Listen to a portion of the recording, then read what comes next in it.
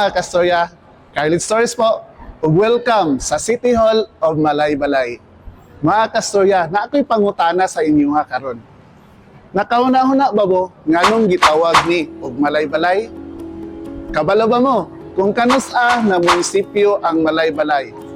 Ug kabalo basad mo kung kanus-a na syudad ang Malaybalay? Ata karon sa historical walk atong syudad, atong istorya, atong baklayon karon. Ubanin ninyo. Ta.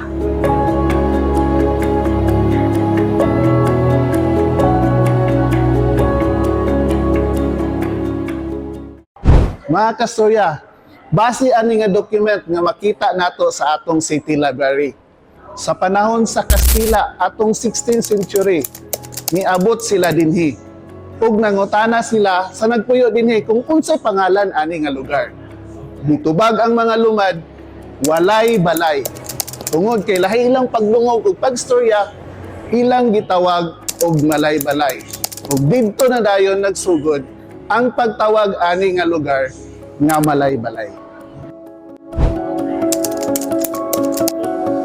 Paglabay sa panahon atong June 15, 1877, nagkasinabot ang mga dato led by Dato Mampaalong ug uban pang 30 ka dato sa pagdawat sa mga Kastila ug pagdawat sa Christianity nga maotoy nagpaundang sa kagubot. Ug gitawag ni nga lugar ang Malaybalay og Oroquita del Interior. Na ang pasabot, Oroquita may kabahin sa gamay nga bulawan del Interior naa sa sulod na layo sa dagat.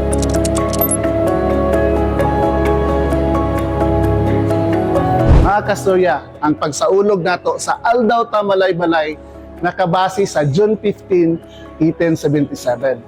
Pero formal nga gitawag og municipality ang Malaybalay upon creation of province of Bukidnon niadtong 1907. Atong mga panahona, labot pa sa Malaybalay ang Valencia, Lantapan, Cabanglasan ug San Fernando ug nibulag lang ni sila atong mid-60s ug 70s.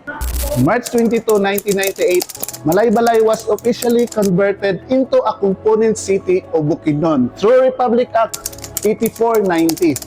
Mauni karon nag-celebrate sa ika-28 na Charter Day sa Malaybalay. Ug karon nagpadayon nga malambuon ug malinawon. Sakata, Malaybalay. Madakil salamat. Liko-liko kaura. Carlit Stories po. Salamat tungkay sa pagkuban.